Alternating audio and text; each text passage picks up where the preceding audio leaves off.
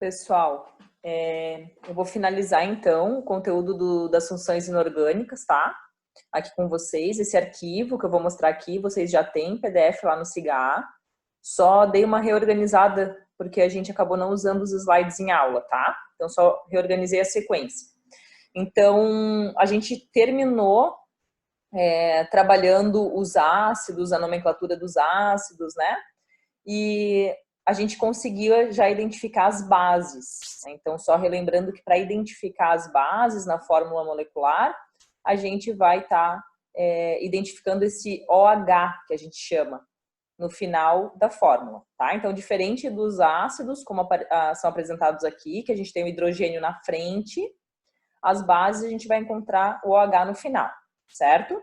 Agora, com relação ao nome das bases, é muito mais simples do que aquilo que a gente viu para os ácidos. A única coisa que a gente vai adicionar no nome é a palavra hidróxido. Então, todas as bases inorgânicas terão o nome de hidróxido, que se refere justamente ao OH, que tem em todas as bases, tá? Hidróxido de, aí o nome do outro elemento químico que está ligado. Então, nesse caso, na verdade, hidróxido de sódio ou hidróxido de potássio. E assim por diante. Podem perceber que nesse caso, nesses outros casos aqui, quando a gente tem 2 ou 3 OHs, permanece o mesmo nome, hidróxido de magnésio, cálcio, bário ou alumínio, tá? O que está nessa caixa aqui é semelhante à nomenclatura dos óxidos que a gente viu. Para alguns elementos, como por exemplo o cobre, em que existe o hidróxido de cobre apresentado dessa forma, tá? Que a gente chamaria de hidróxido de cobre 1, ou com 2 OHs, que seria o hidróxido de cobre 2, tá? Por que acontece isso? Porque lá nos ácidos, o hidrogênio, ele apresenta uma carga positiva, lembra? Ioniza o ácido e ele libera H+.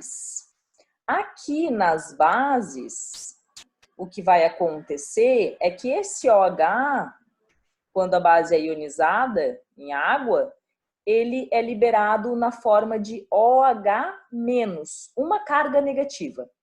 Cada OH tem uma carga negativa, tá? Então aqui, por exemplo, se um OH tem uma carga negativa, necessariamente esse Cu, esse cobre, tem uma carga positiva. Por isso que aqui seria hidróxido de cobre 1. Aqui, ele tem 2 OHs. Então, se cada OH tem uma carga negativa, 2 OHs, 2 cargas negativas, para que ele fique com uma carga neutra, como é o cobre, aqui neste caso, ele tem 2 cargas positivas. Por isso que é hidróxido de cobre 2, tá? A gente não vai dar ênfase para essas nomenclaturas aqui, mas é muito importante vocês perceberem, porque elas sempre vão se apresentar quando existem elementos que podem apresentar mais de uma carga positiva, tá bom? Então, sobre a nomenclatura é isso. Sempre que for hidróxido, é uma base.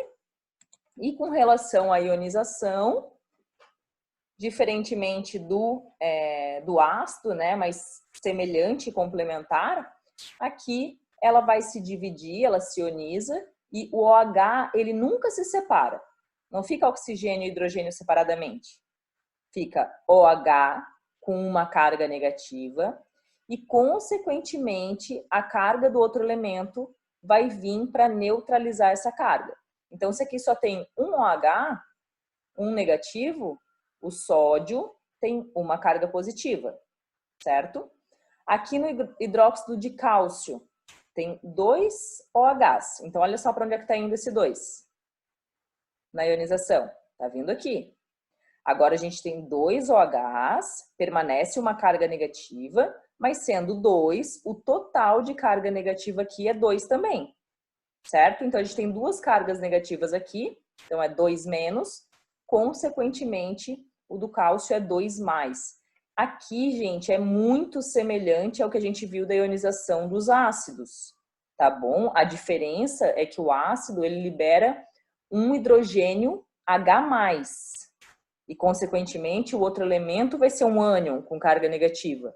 E aqui a base, ela vai estar liberando OH-, e, consequentemente, o outro elemento será um cátion de carga positiva, certo? Então, depois vocês façam esses exercícios aqui, ó, baseando-se nesse exemplo, certo?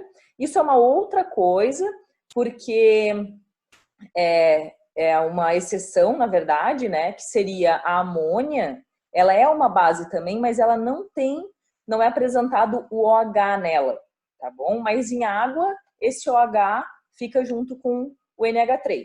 Então, isso aqui é diferente um pouco do que a gente está vendo aqui, tá bom?